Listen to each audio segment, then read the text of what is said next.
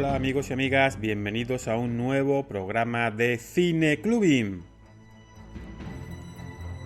Hoy os traemos un especial dedicado a un personaje de cómic y vamos a ver las versiones de este personaje en el cine. El personaje no es otro que Punisher, el castigador. Vamos a hablar en este especial de las 3 encarnaciones hasta la fecha del Punisher en pantalla grande.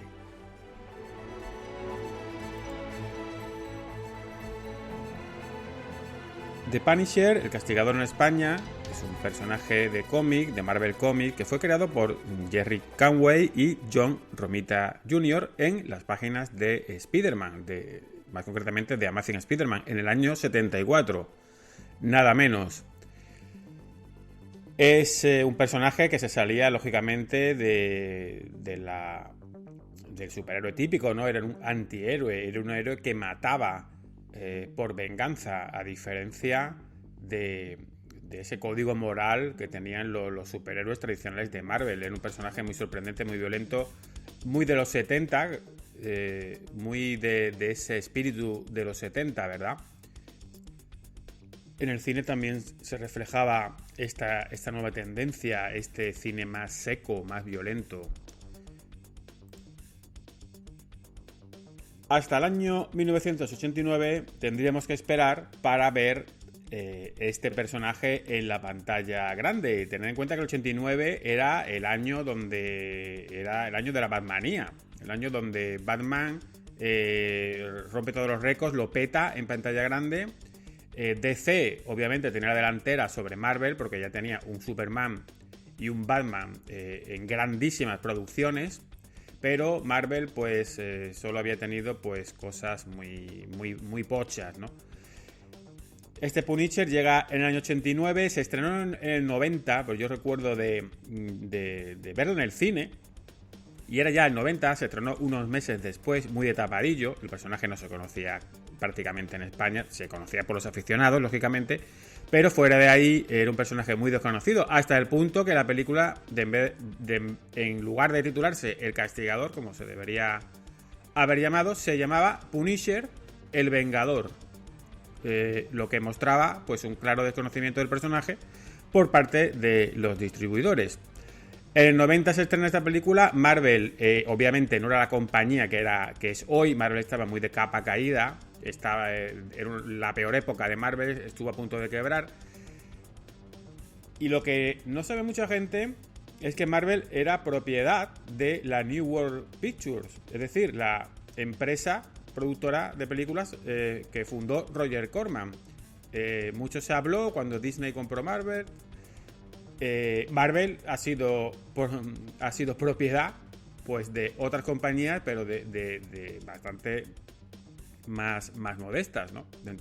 Evidentemente, en comparación con Disney estamos hablando. La New World era propietaria de Marvel por entonces y decidió pues aprovechar un poco los derechos de algún personaje. Obviamente había unas limitaciones de presupuesto. La New World producía películas de bajo presupuesto. ¿Qué personaje podríamos llevar a la pantalla que no requiriera muchos efectos y muchas complicaciones? Pues el Punisher, porque al fin y al cabo era un personaje y sigue siendo sin superpoderes. Se cedieron los derechos. Marvel en todo momento, al contrario de lo que se dijo en su momento, apoyó completamente esta adaptación. Le pareció bien, incluso Stan Lee dijo que le pareció bien, a pesar de que era la película muy violenta, le parecía muy buena película, eso lo dijo Stan Lee. Claro, es curioso ver lo que antes se consideraba violento, ultraviolento, y visto hoy, y lo que hoy se considera violento, no, casi cualquier serie de dibujos animados casi que tiene más violencia que esta película. Para el papel de Punisher, pues se pensó en Christopher Lambert, desastrosa elección hubiera sido como primera opción, afortunadamente no pudo hacerlo, y se llamó a Dolph Lundgren, que entonces estaba muy a tope porque venía de Rocky 4, venía de Master del Universo, estaba un poco el actor pues ahí en su mejor momento, que luego resurgiría mucho más tarde. Tras pasar una travesía del desierto, Dolph Lundgren, pues qué decir, como decimos, sus grandes papeles son el de Iván Drago, el de He-Man, nada menos. Ya con eso se podría haber retirado, pero ojo que aquí tiene también el Punisher. Daros cuenta que 3 personajes había encadenado. Dolph Lundgren empezó con un pequeño papel casi de extra en Panorama para Matar. Dolph Lundgren, a pesar de que lo veían ahí como un trozo de carne, es ingeniero químico y habla 3 idiomas, nada menos. Además de ser un experto en artes marciales, fue campeón de karate. Un fenómeno, como diría nuestro querido chiquito de la calzada. Dolph Lundgren teñido de moreno, pues la verdad es que daba bastante el pego físicamente y era una gran elección. Eso sí, esa barba falsa, esto visto en el cine y visto en VHS, en su momento no te das cuenta de esa barba de 3 días, morena. Claro, estaba teñido, porque es sueco, rubio como sabéis, y esa barba de 3 días negra en el cine daba el pego. Visto hoy en HD, te das cuenta de que es un churrete de betún.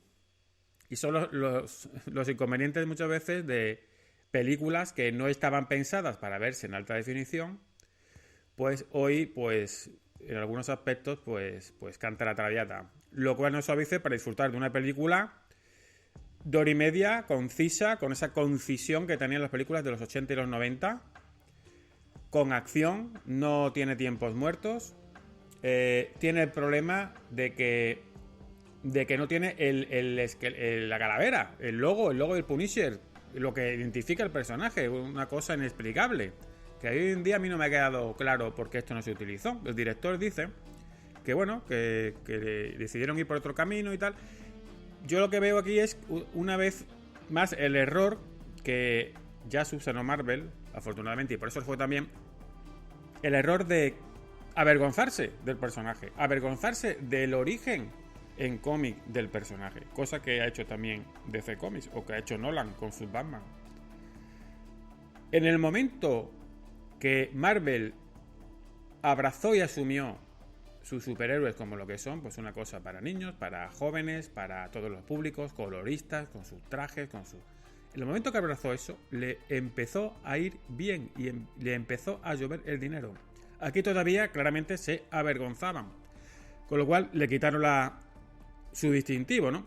Eso sí, pusieron las calaveras en las empuñaduras de los cuchillos del Punisher.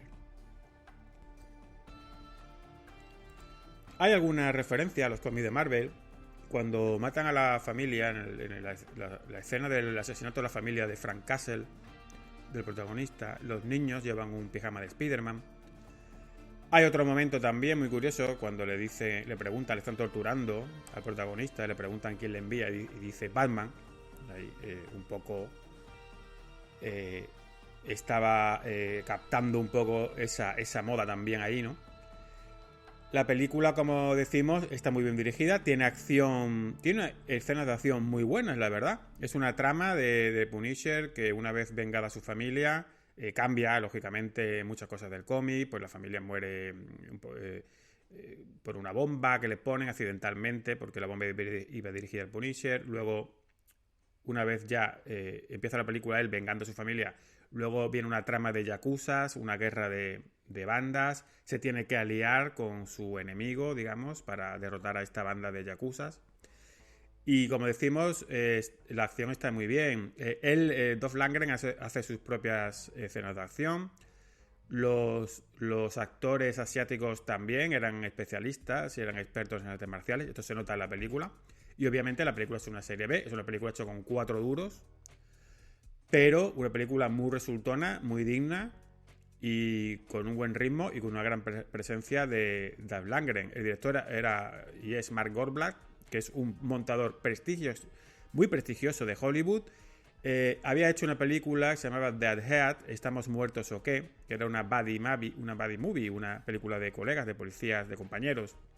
Una buddy movie donde uno de los compañeros era un zombie, porque sabéis que las buddy movies, estas películas de parejas de policías, se habían hecho todas las variantes que se podían, con un perro, con un niño.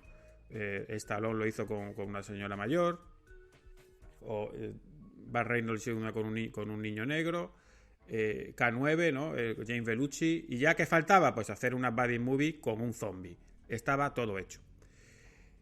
Y este era el currículum de Mark Goldblatt. Y después pues se le dirigió para Punisher. Y poco más ha dirigido este montador como director. Porque como montador es uno de los más solicitados de Hollywood. Ha trabajado en Terminator 2, en Mentiras Arriesgadas, El Hombre Sin Sombra, en That Wish, la versión de Bruce Willis de 2018. Un montador muy solicitado y una película pues la verdad que es bastante apañada.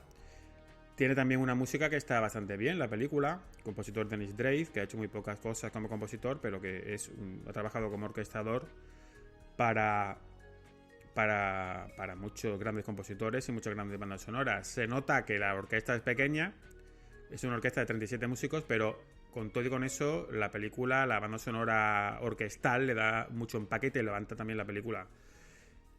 También sorprende ver aquí, pues, actores, dado el presupuesto de la película, pues actores con cierto prestigio en su momento, como Louis Gossett Jr., ganador del Oscar por Oficial y Caballero, Jerome Crave, actor holandés, que había trabajado con Verhoeven, que luego estuvo en Hollywood, trabajando en muchísimas películas, en El Fugitivo. Tuvo una etapa en Hollywood muy grande, luego volvió a su país. Con todo y con eso, la película, pues, en muchos países se estrenó en cine, pero en Estados Unidos fue directamente al mercado del vídeo. Con lo cual, imaginaos que no era una película comparable ni mucho menos al estreno de Batman. Estamos hablando de una menor escala. Esta película, Punisher del 89, tiene un 5,6 en IMDb y un 25 en Rotten Tomatoes. En mi opinión, mucho menos de lo que la película merece realmente, porque es una película muy honesta, con una acción muy bien rodada, y creo que el personaje, pues con todos los cambios, especialmente el logotipo de la calavera, también no se entiende que no se use el personaje de Microchip y usen como un borracho, un vagabundo para ayudarle. Pues incluso con todos esos cambios, creo que la película se ve bien. Incluso yo diría que la he vuelto a ver para este podcast, os diría que la película ha ganado con el tiempo. Tuvimos que esperar bastantes años hasta volver a ver al Punisher en el cine. Concretamente hasta el año 2004, donde se hace un reboot del personaje. Obviamente empezamos otra vez con otro actor, volvemos a contar el origen de la muerte de la familia, etc. Es una cosa que también es bastante irritante, porque cuántas veces hemos visto el origen de Spider-Man en el cine, el del Punisher, el de tantos y tantos personajes, una y otra vez, en lugar de avanzar en la historia y de contar nuevas historias. Aquí se eligió a Thomas Jane, el actor que, como después vamos a ver, es el que más veces ha interpretado al personaje. Es una película que obviamente tiene mayor presupuesto, mayor empaque que la anterior, pero tampoco os creáis que tanto, porque es una película que solo tuvo 30 millones de presupuesto. 30 millones de presupuesto y solo 52 días para rodar esta película. Con lo cual es insuficiente para una película de este empaque, con mucha acción.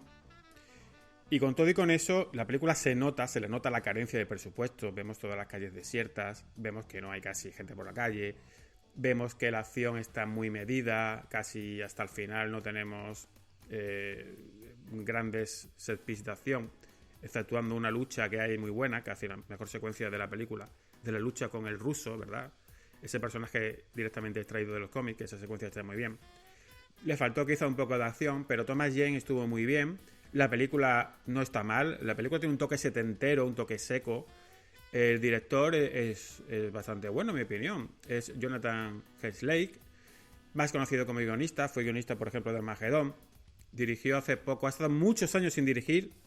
No sé si el fracaso relativo de esta película tuvo algo que ver, pero este hombre ha estado muchísimos años sin dirigir.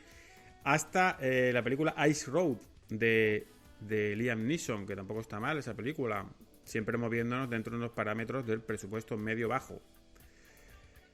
La película al final, ¿qué pasa? Que no contentó a nadie porque los fans de los cómics, que yo soy fan, pero mucho del fandom pues sabemos cómo se las gasta. Entonces, se quejan de que la película no es suficientemente violenta. Pero la crítica dijo que la película era muy violenta, entonces no puedes contentar a nadie. Esta película no es muy violenta realmente, y mucho menos con la perspectiva del tiempo. Es una película que yo creo que la podía ver casi cualquiera, exceptuando un poco al final. La película no tiene mucha violencia. Sí tiene esa escena que, como decimos, con el ruso, ese personaje, con los personajes de los vecinos, ¿verdad? Interpretado por Rebecca Romijn, Ben Foster. Esos personajes están extraídos directamente del cómic Bienvenido a casa, Frank, escrito por Garth Ennis. Tiene muchas cosas del cómic, pero tiene otras cosas que cambian, como el origen de la muerte de la familia. Aquí vemos la familia extensa, con sus primos, cuñados. No solo le matan a la mujer y al hijo, sino que matan a toda su parentela, incluido su padre, interpretado por Roy Scheider, nada menos. En una de sus últimas interpretaciones, un pequeño papel que tiene aquí. Que además llegó a esta película porque era vecino de Thomas Jane. Y es una pena que no salga un poquito más. En cualquier caso, la película se ve bien. Thomas Jane tiene una gran presencia, lo hace bien. Es un Punisher menos violento, pero es más maquiavélico, es más calculador. Y realmente quiere matar y quiere vengarse. Toda la trama gira en esa venganza de su familia directamente. Él quiere tumbar a la organización responsable de la muerte de su familia. Y la trama gira en torno a eso. A diferencia de la anterior película. Lo cual yo creo que es un acierto. El malo es John Travolta, con lo cual de los 30 millones que costó esta película, pues una gran parte se fue para John Travolta. Y como decimos, eso se nota. Y bueno, John Travolta, pues bien como villano. Yo creo que la película mereció mejor suerte, mereció mejor crítica. Creo que es una película que se fue un poco injusto con ella. Sin embargo, como suele ocurrir, cuando salió la película en DVD, resulta que fue un gran éxito. Y en los primeros 5 días se vendieron 2 millones de copias. Es decir, en 5 días ingresaron un buen puñado de millones de dólares para esta película. Se habla de una secuela una secuela directa que desgraciadamente nunca ocurrió, pero sí, pues como decimos, nos dio a Thomas Jane para la posteridad, porque yo creo que al final es el actor que ha quedado. Thomas Jane repitió este personaje en el videojuego de Punisher de 2005, haciendo la voz de, lógicamente, el protagonista Frank Castle. La película, de todas formas, va ganando adeptos, porque en IMDb tiene un 6,4 y subiendo. Es la película de Punisher que tiene mayor puntuación de las 3 que vamos a comentar. Y, eso sí, un 29 en Rotten Tomatoes, con lo cual deducimos que gusta más al público que a la crítica, como suele ocurrir. Llegamos al año 2008 y tenemos a Punisher Warzone, que iba a ser una secuela directa de Punisher de 2004. Thomas Jane leyó el guión, no le gustó nada, dijo que no era nada realista, que era muy cómic, cosa que no se puede discutir, tenía toda la razón del mundo, con lo cual se decidió hacer otro reboot, un reboot del reboot del reboot. Se tuvo que elegir a otro actor, otro director, etc. La directora, pues Leslie Alexander, que no ha hecho poca cosa, de hecho esto podemos decir que su película más importante era... y fue una directora que fue especialista. Se eligió a Ray Stevenson, que físicamente pues podemos decir que es casi el que se parece más al Punisher de los cómics, es un buen actor también. También tenemos a Dominic West como Puzzle. El simple hecho de tener ya al personaje de Puzzle, pues obviamente se desmarca de las dos anteriores, porque claramente ya se apuesta por esa estética de cómic, porque es un personaje obviamente que ya se sale un poco de la estética realista. Y aquí tenemos por primera vez a Microchip, el ayudante experto en armas, experto en tecnología, que ayuda a Frank Castle en los cómics, ¿verdad? Y Microchip interpretado con una gran elección de casting, inmejorable, por Wayne Knight. Lo recordamos de Parque Jurásico y también de Seinfeld. Esta película es la más gore es la más violenta de las tres que estamos comentando, pero al final no deja de ser una violencia muy exagerada, muy cómic. Hay un momento donde el Punisher le atraviesa a un enemigo la cara de un puñetazo, ¿no? Estamos hablando de ese nivel. Entonces, al final, la película se queda un poco en tierra de nadie porque algunas veces, en algunas escenas parece como que intenta ser realista, entre comillas, siempre, y en otras escenas es muy exagerada, muy cómic. Tiene una estética ahí un poco extraña, con mucho neón, con muchos neones. Entonces, se supone que es en Nueva York, creo recordar. Nueva York es el hábitat natural del Punisher, ¿verdad? Y entonces sí, está como en una ciudad real, pero luego, claro, vemos esa ciudad con los neones y me da la sensación de que estamos en el Gotham City de Batman Forever. Y parece que está ahí Joel Schumacher, ¿verdad? Por cierto, que la anterior película, uno de los problemas que tenía era que estaba ambientada en una ciudad de Miami. Entonces, ese entorno no le sentaba, en la ciudad de Tampa, concretamente en Florida. Entonces, ese entorno no le sentaba bien al Punisher. Una estética muy rara, tiene aciertos, el protagonista tiene la película entretenida que se puede ver, no pasa nada, pero como digo, se queda en tierra de nadie, una estética muy extraña. También se nota el bajo presupuesto de la película. Realmente todavía Punisher no ha tenido en cine un presupuesto en condiciones. Fue un fracaso hasta el punto que esta película fue directa a vídeo en España. Fijaos que incluso la primera, la de Dolph Lundgren, se estrenó en cines en España y esta ya fue directa a vídeo. Esta fue el fracaso estrepitoso hasta el punto que es la película basada en un personaje de Marvel. Evidentemente esto no pertenece todavía al universo Marvel, pero sí tiene el logo de Marvel, al principio, y bajo el logo de Marvel Knights. Esta es la película de Marvel que menos dinero ha recaudado hasta la fecha, con lo cual es un fracaso del que esta, vamos a decir, franquicia del personaje no se ha recuperado nunca. Tiene un 5,9 en IMDb, más que la de Dolph Lundgren, para mí injustamente. Me parece la de Dolph Lundgren mejor que esta. Y un 29 en Rotten Tomatoes. ¿Es este el fin del Punisher en la pantalla grande? En la pantalla grande podemos decir que sí. Sabemos que luego hubo una serie de Netflix, pero hay que hacer especial mención a un corto, magnífico corto, que podéis ver en YouTube, que se llama Punisher Dirty Laundry, un corto de 2012, donde tenemos a Thomas Jane, afortunadamente otra vez, aunque no me hubiera importado ver a Dolph Lundgren, por supuesto, pero yo creo que ha quedado más para el fandom Thomas Jane como ya la cara reconocible, la cara real reconocible de Punisher. A mí no me queda claro muy bien el objetivo de este corto. Yo pienso que es un intento de relanzar o recuperar a Thomas Jane como el Punisher en el universo ya Marvel. Digamos, ese universo ya cinematográfico. No sé cuál era, o simplemente es un fanfilm, entre comillas, porque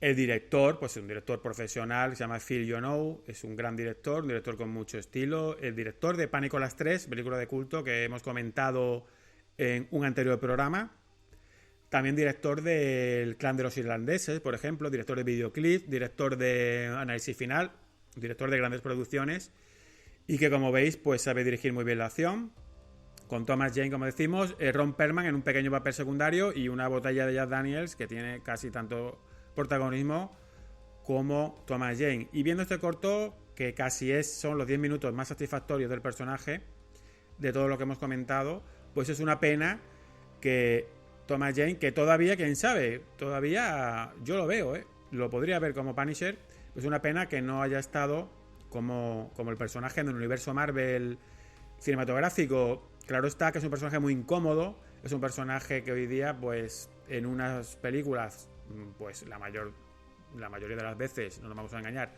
muy infantiles como son las de Marvel, pues no tiene cabida, y por eso tiene que estar el personaje, digamos, en su universo o en su mundo aparte. Este corto, Punisher Dirty Laundry, pues es el que tiene mayor puntuación, un 8 en IMDb, pero exceptuando este corto, que como digo probablemente sean los 10 minutos mejores del personaje, pues yo casi que me quedo con la de Dolph Lundgren. ¿Qué queréis que os diga? Creo que al final es la serie B que a mí me gusta.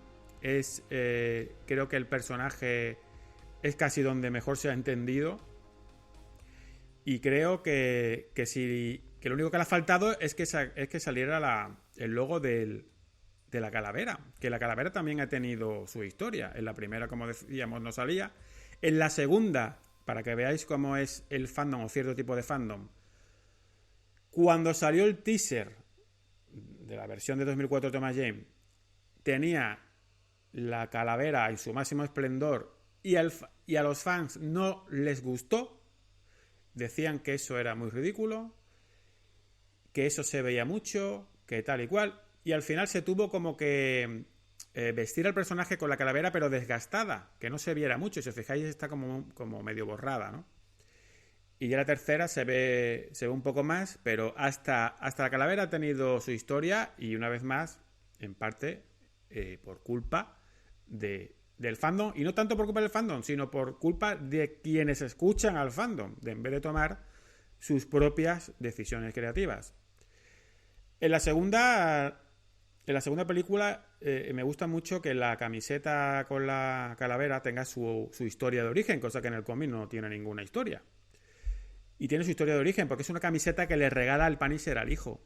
Y al hijo, como sabéis, pues lo matan en la película. Y él pues toma esa camiseta como símbolo de su venganza. Le da esa backstory a la camiseta de la calavera. Por eso esta película a mí también me gusta, la de Punisher de 2004. Y no me gusta nada la de Punisher Warzone, la de 2008, que el actor estuvo bien, pero no tanto la película. No vamos a entrar aquí en la serie de Netflix, porque solo vamos a comentar las películas de cine.